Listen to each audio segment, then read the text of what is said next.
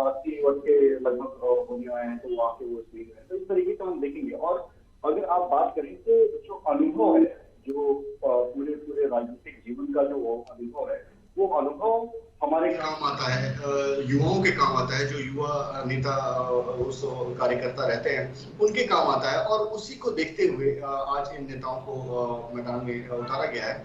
और देखिए, जब बात आती है कि किसी भी पार्टी के लिए कुछ भी कर गुजरने की, तो एक वरिष्ठता की तो वो बात होती है कि उनसे ज्यादा भरोसा मतलब आप नहीं कर सकते। अमित जी, लेकिन देखिए, डिबेट की शुरुआत मैंने आपसे इसलिए की क्योंकि पिछले बार जो विधानसभा चुनाव था मध्य प्रदेश में, ये सीमाएं आपने खींची थी कि 75 पार से ज्यादा नेताओं को आप लोग टिकट नहीं देंगे। इसलिए मैं आपसे सवाल कर रहा हूं, अगर आपने सीमा नहीं खींची होती, आपने सिस्टम को नहीं बनाया होता, तो शायद ये हम सवाल कर भी नहीं रहे थे आपसे, और शायद उसके ऊपर हम बातचीत नहीं भी कर रहे होते। लेकिन ये खुद आप लोग ने तय किया था। आखिर ऐसा क्या हो गया कि आप खुद अपना पहले रूल बनाते हैं, फिर उसकी खुद ही को तोड़ते हैं? नहीं, देखिए, ऐसा कोई रूल नहीं था भगत जी। वो तो चर्चा हुई तो सबने अपना अपना आकलन लगाया कि इस वजहों से शायद उनको टिकट नहीं मिला होगा, या इस वजहों से टिकट मिला गया होगा। तो ऐसा कोई भाजपा का कोई आधिकारिक बयान आपने नहीं देखा होगा कि ऐसा कोई भाजपा का आधिकारिक बयान है कि ये अमित जी, आपका दिल कुछ और कह रहा है, जुबान कुछ और जुबान कुछ और कह रहा है आपका। नहीं भगत जी, यही आकलन है। उस समय आकलन लगाया गया, और उस आकलन पे एक धारणा, आम धारणा बनी कि शायद ऐसा हो सकता है। लेकिन भाजपा का कभी कोई पर वो नहीं रहा कि ऐसा क्राइटेरिया है। जहां तक बात रही आज के मध्य प्रदेश चुनाव की, तो निश्चित तौर पे हमारी एक वो रणनीति का हिस्सा है। हम अपने वरिष्ठ कार्यकर्ताओं को, नेताओं को मैदान में उतार रहे हैं, और हम जीतने के लिए जब मैदान में उतर रहे हैं, तो निश्चित तौर पे सबसे ज्यादा जो टिकाऊ और महत्वपूर्ण और जो मार्गदर्शक जहां से मिलेगा। ठीक है, लेकिन यहाँ पर क्या, क्योंकि जब आप लोग ने ये क्राइटेरिया बनाया था उस वक्त मोदी 70 से कम उनकी उम्र थी, अब मोदी जी की भी उम्र 73 हो गई है, इसलिए अब इस क्राइटेरिया को बदलना पड़ रहा है, ऐसा कुछ?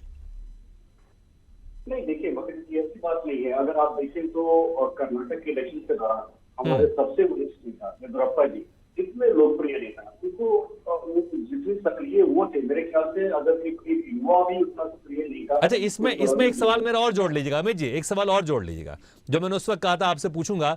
आप कह रहे हैं कि जो जीतेगा, क्या बाबूलाल गौर, जब मैं 2018 की विधानसभा चुनाव की बात कर रहा हूं, क्या बाबूलाल गौर जिताऊ नेता नहीं थे? कुसुम महदली जिताऊ नेता नहीं थी? क्या सरताज सिंह जिताऊ नेता नहीं थे? उनको टिकट नहीं दिया गया, और यही बोल के कि 75 पार को हम टिकट नहीं देंगे।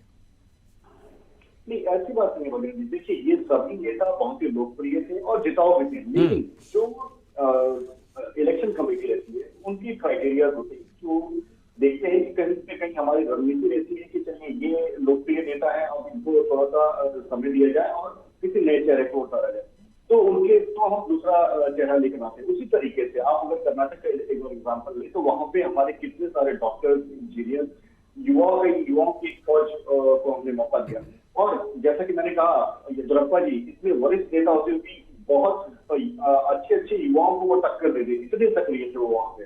तो एक निश्चित तौर से एक अनुभव तो काम आता ही है। उनका अनुभव, मार्गदर्शन हमेशा युवाओं को प्रेरित करता है और मार्गदर्शन देता है। तो एक ये क्राइटेरिया भी होता है कि अगर जिस जगह पे एक बहुत सारे विधानसभा को अगर प्रभावित करना हो, तो एक जो वरिष्ठ नेता रहता है, जो वरिष्ठ कार्यकर्ता रहता है हमारा, वो सबको साथ लेकर चलता है, सबको बहुत जगह, बहुत सारे विधानसभाओं में अपना प्रभाव रखता है। तो एक विजिबिलिटी की जो क्राइटेरिया है, वो अपना ही क्षेत्र नहीं बल्कि आसपास के विधानसभाओं को भी प्रभावित करने। बिल्कुल आप सही कह रहे हैं, लेकिन फिर मार्गदर्शक मंडल बनाने की जरूरत क्या थी?